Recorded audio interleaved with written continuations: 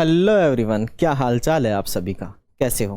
तो आज हम फिर से सीखने वाले हैं एक मोस्ट इम्पोर्टेंट कहानी। खैर मोस्ट नहीं कह सकता मैं, बिकॉज ये कक्षा 10 में तो पूछी नहीं गई है आज तक, लेकिन हम पढ़ तो लेते हैं।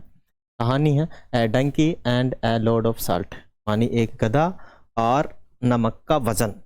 एक गधा और नमक का वजन। You know that very well. ये जो लाइनें हैं क्या काम आती है? बिकॉज ये हिंट लाइन है कि जब भी हम कहानी बनाएंगे इसकी, तो इन कहानियों को यूज़ में लेते हुए ही हमें बनानी है। एग्जाम में भी ये लाइनें अपने को दी हुई रहती हैं, ठीक है। पर थोड़ा ध्यान रखना है कि ये लाइनें प्रेजेंट सिंपल में होती है, कहानी पास्ट सिंपल में लिखी जाती है, ठीक है ना। मतलब यहाँ वर्ब की फर्स्ट फॉर्म आएगी, उसमें यहाँ सेकेंड फॉर्म लगानी है। करते हैं स्टार्ट कहानी को। Once a salt merchant had a Dunki.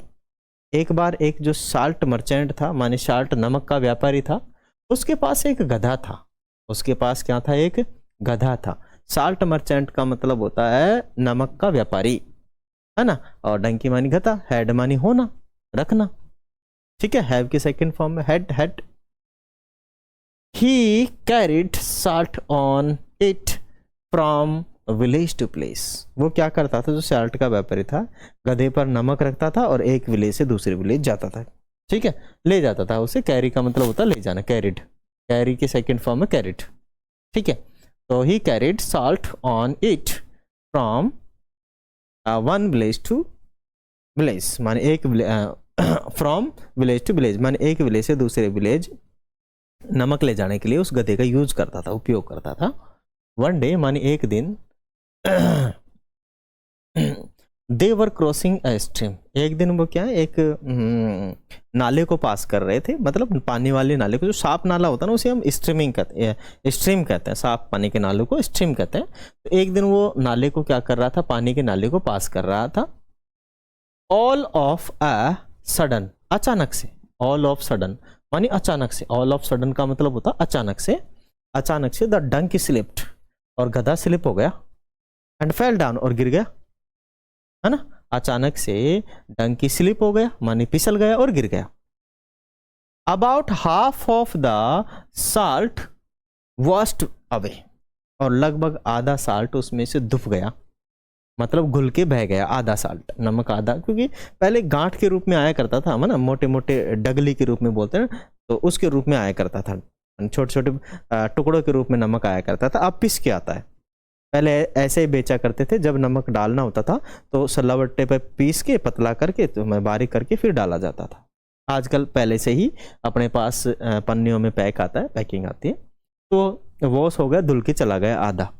अब आधा चला गया तो वजन कम हो गया, मानी द डंकी गॉट अप, और गधा उठा। फाउंड द बैग लाइट, और उसने उसका जो बैग है वो उसको हल्का लगा। लाइट मानी हल्का।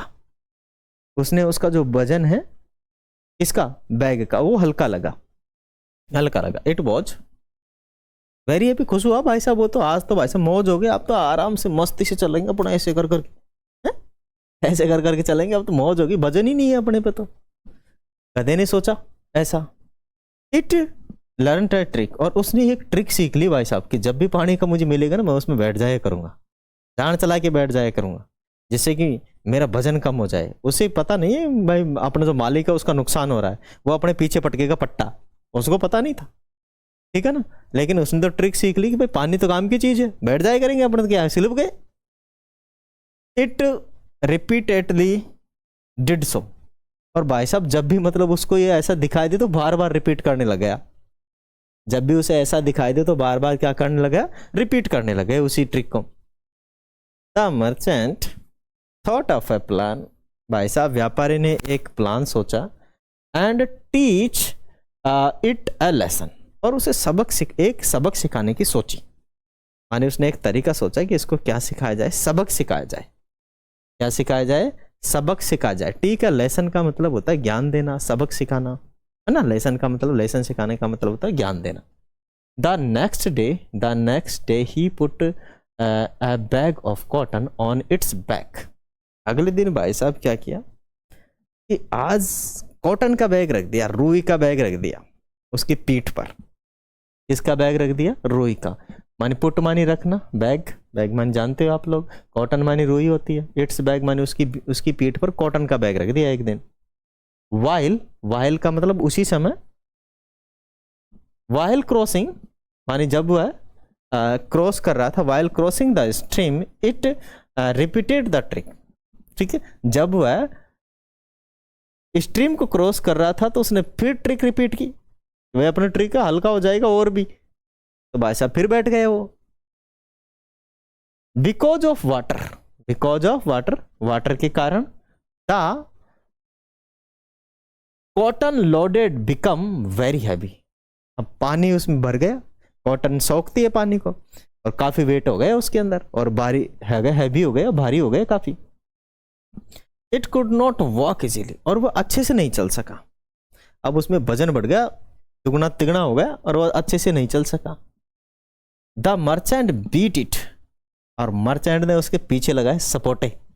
बीट मानी होता पीटना, मर्चेंट ने उसे पीटा, बीट मानी मारना, पीटना, कूटना। ठीक है, पीछे लगाए सपोटे, पट्टे लगाए उसके पीछे, चल तेरी ऐसी की तैसी करे हैं तू मेरा नमक नुकसान कर रहा था, चल चल पीछे दे support. It was very sad, और वो बहुत दुखी हुआ, वो बहुत क्या हुआ, दुखी हुआ। Now it left it's habit, और उसने क्या कर दिया, जो अपनी आदत थी उसको छोड़ दिया। द मर्चेंट वॉज हैप्पी, और मर्चेंट क्या हुआ, बहुत खुश हुआ। मर्चेंट क्या हुआ, बहुत खुश हुआ। मॉरल क्या निकलता है, शिक्षा निकलती है इससे। शिक्षा क्या मिलती है, टिट फॉर टैट, माने जो आदमी जैसा कर रहा है उसके साथ वैसा ही किया जाना चाहिए, तभी वो समझ में आए, तभी उसके क्या आएगी, समझ में। अगर उसके साथ ऐसा दोहराया नहीं जाएगा तब तक वो समझ में, तब तक नहीं आएगा उसके। ठीक है ना। अगर कोई बहुत पैसे वाला आदमी है और गरीबों को बहुत परेशान कर रहा है, तो प्यार से नहीं समझेगा, उसको ग्रुप में उसका इलाज करना पड़ेगा। एक आदमी से तो वो हो जाएगा, लेकिन ऐसे आदमी को ऐसे करना चाहिए, है कि नहीं। तो इससे भी यही निकल रहा है कि अगर कोई प्यार से नहीं समझे तो उसका इलाज कर दिया जाए। नुकसान कर रहा था, प्यार से नहीं समझ रहा था, तो उसका इसने क्या कर दिया, इलाज कर दिया। ठीक है। अब देखो कभी कभार काफ़ी सारी ऐसी घटनाएं हो जाती है, खैर उनसे अपने को लेना देना नहीं है, अभी तो शिक्षा से मतलब है। चलिए तो फिर मिलेंगे अगले सेशन में। थैंक यू, जय हिंद, वंदे मातरम।